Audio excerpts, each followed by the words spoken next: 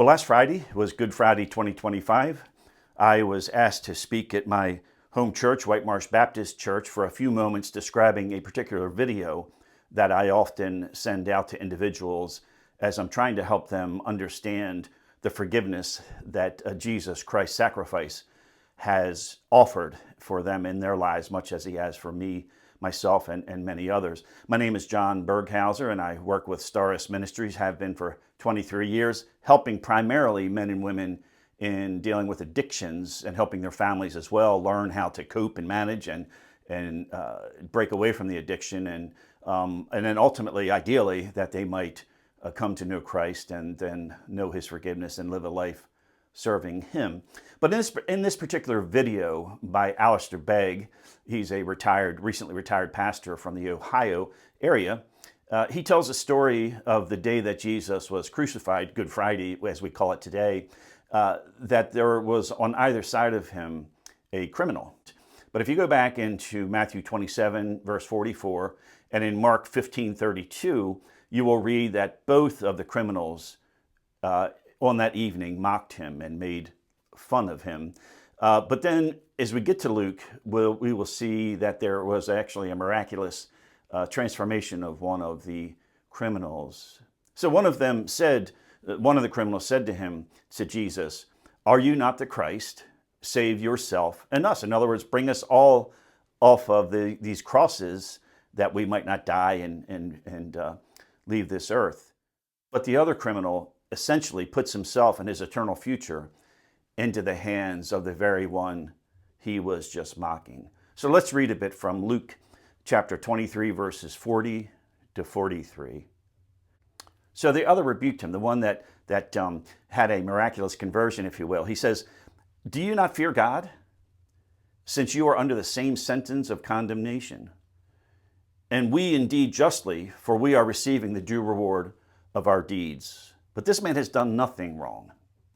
And he said, "Jesus, remember me when you come into your kingdom." In other words, the second thief, or one of the thieves, said that very thing. He rebuked the other criminal, saying, "Don't you understand that we are guilty of what we're being crucified for?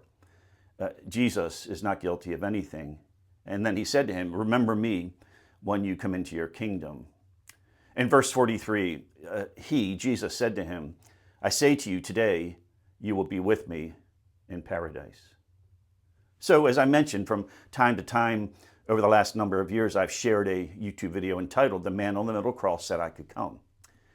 And it's a great convincing illustration of salvation by faith alone. So in that video, and I'll put the link in the description box beneath, as well as a link to Staris, a link to my home church. You can check out some of the resources that are offered. But in that video, Alistair begins by saying to envision that there will be an attendant at the gates into heaven. We don't know fully exactly what it'll look like when we enter into heaven, but suffice to say that we can use this illustration to show what we're trying to help individuals with. So there's an attendant there. And when this particular criminal, who was just given entrance into heaven on that very earlier that evening, the attendant says to him, "What qualifies you to enter?" And the criminal says, "I don't know." And then the attendant asks him, "Do you understand the doctrine of salvation?" And the criminal would say, I've never heard of that even." "Were you baptized, and when was that?" And the criminal would say, "I'm not really familiar with that at all. I've never been baptized." The attendant then would go on to ask other questions, including, "Have you been faithful to Bible study, to church attendance, to serving Christ?" And the criminal would be saying to him, "I've never done any of that." So then the attendant would ask, "So what qualifies you to enter into heaven?" And the thief answers, "Because the man on the middle cross said I could come." Read that again. What qualifies you, this thief, or anyone, to enter into heaven? And the answer is, the man on the middle cross said I can come. So as I meet with people in ministry and really just in life, I'm often asked which of their particular sinful behavior patterns would exclude them from spending eternity with Christ. And I hear others telling people that if they're in the state of maybe smoking cigarettes or drinking alcohol or whatever it might be, those are the two more common addictions that we encounter that people are looking for help with. But they are being told by others that if they're still smoking, if they're still drinking some or whatever it might be, that they will be excluded from the kingdom of heaven. And that's just not true if they are in fact saved. If they've asked Jesus to remember them as well when he gets into heaven. And he would say to them, today you will be with me. When your time comes, you will be with me.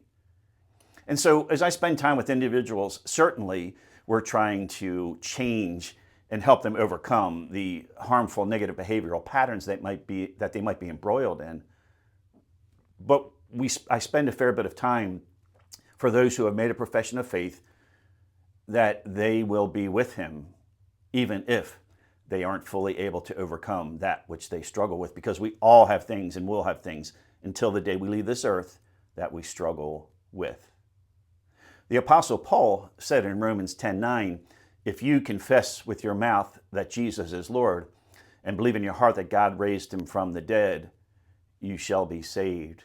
And it's just my hope that whoever might see this video would, if you're a believer, if you're a professing believer and you're still struggling with some behavioral patterns that are negative and you know that they're not good and you want to change them, maybe you're trying to change them, let us know. Again, down in the description box will be a link to our ministry work, and my email address and even phone number would be available there.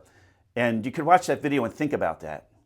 Have you reached out to Jesus, and has he given you the assurance that you are accepted into his family, but you haven't yet fully overcome, again, what you might be struggling with? He wants to help with that. Amen.